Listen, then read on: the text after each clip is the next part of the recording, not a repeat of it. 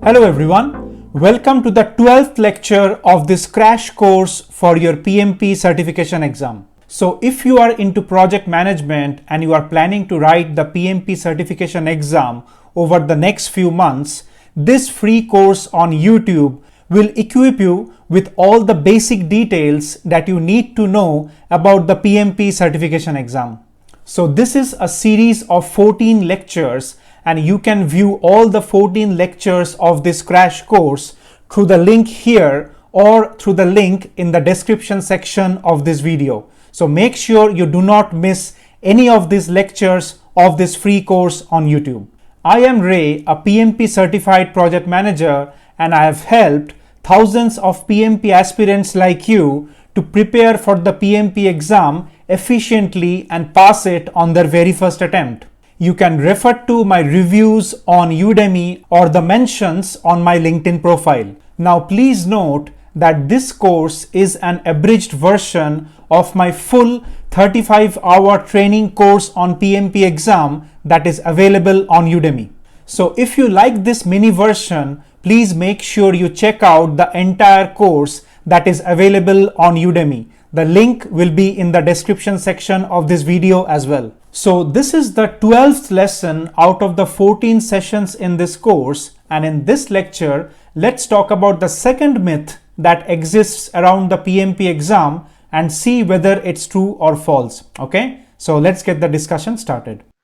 Okay, so next, myth number 2, right? So the myth is I can pass the PMP exam just by studying books and theory. Okay, work experience does not matter. So it happens multiple times that people or candidates who do not have relevant work experience, they try to justify their work experience by manipulating their essays, writing something which they have not done, just thinking that, okay, by chance, if their application gets approved, okay, they'll be okay to write the PMP exam. Okay. So now that's a wrong thing to do from a PMI ethics and code of conduct as well. But I think we talked this before, that you can fool the application, guys, but you cannot fool the exam. Okay, so exam is smarter than you.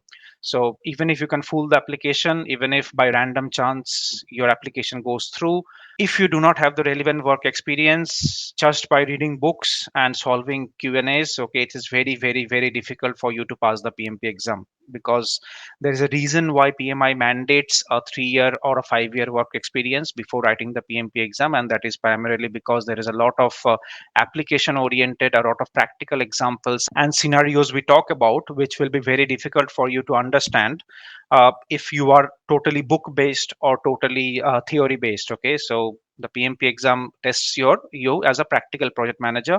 It's very difficult to pass the exam without relevant work experience, right? I am not saying, guys, it is impossible. Of course, people can do it, but it is very, very, very difficult, and it is also not of the right intent to just read up or mug up articles and books, okay, and Q&As and go ahead and write the exam. That is also not the intent of the PMP exam, because in the end you are striving to be a better project manager also as you get the degree of your PMP certification, right? So that's a myth which we need to take care of when we are preparing for the PMP exam.